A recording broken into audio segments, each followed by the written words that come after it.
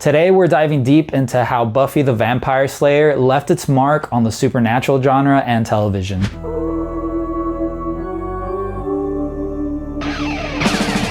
Hey friends, Antonio from ThyGeekdom.com here, and welcome to the channel. Some of you will remember Buffy didn't just slay vampires.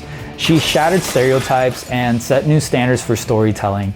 Well, this is nice. When the show made its way to our screens in 1997, it took off with a strong heroine, complicated and relatable characters, and some of the best episodes on TV at the time.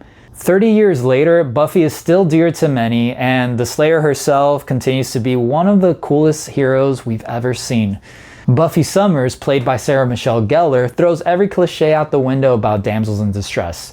And by the end of this video, you'll know why.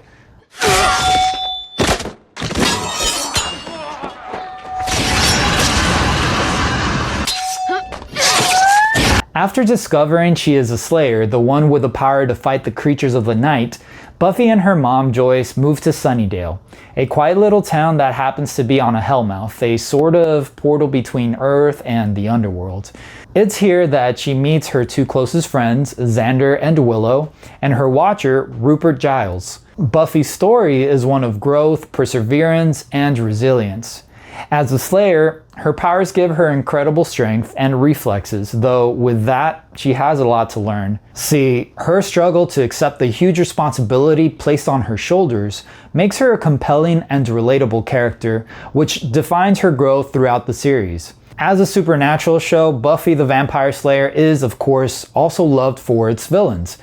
Vampires are naturally the main threat here, especially during earlier seasons, but the show also brings in other foes like witches, warlocks, gods, demons, ghouls, but most chilling of all, it's gotta be the humans.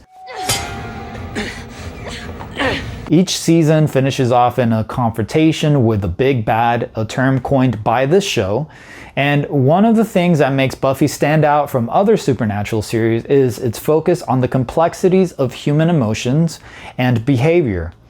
Throughout the show, we see all the messy parts of growing up, first love, heartbreak, loss, and all the mistakes that come along with it. Take Buffy's two main love interests, Angel and Spike. They are complex characters in their own right who develop over time. Angel is a brooding vampire with a soul. He is Buffy's first love, and their relationship is shown to be, though powerful, very devastating. Spike starts off as a villain, but turns out to become one of the series' most beloved characters. Across its 7 seasons, Buffy the Vampire Slayer broke ground with some of the most innovative and creative episodes.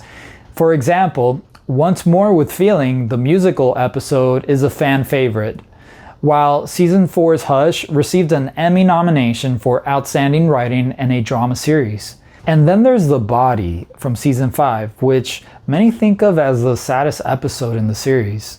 With this, Buffy combines all the best elements of a supernatural drama. The plot lines are creative, unexpected, with episodes that push the boundaries for its time, with characters that are shown to be nuanced and human, flawed and brave, and though sometimes selfish, good-hearted.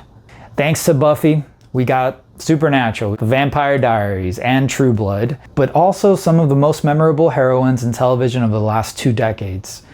Her bravery, strength, and resilience are balanced with very real challenges of being a teenager, a friend, a lover, and daughter, but above all else, the Slayer. And that's why if you haven't watched the show, we highly recommend you do. And if you have watched the show, it's maybe worth another rewatch. Need a hand? No thanks. Now, have you watched Buffy the Vampire Slayer? Let us know your thoughts about the character and show in the comments. But for more about TV and movies, gaming and anime, and the latest online deals on collectibles and more, sign up for our free weekly newsletter, Pop Pulse Digest. The link is in the description. With that, thanks for watching, and remember, the big moments are gonna come. You can't help that. It's what you do afterwards that counts. Keep making those moments count and keep being the hero of your own story. Until next time, I'm Antonio from ThyGeekdom.com. See you around.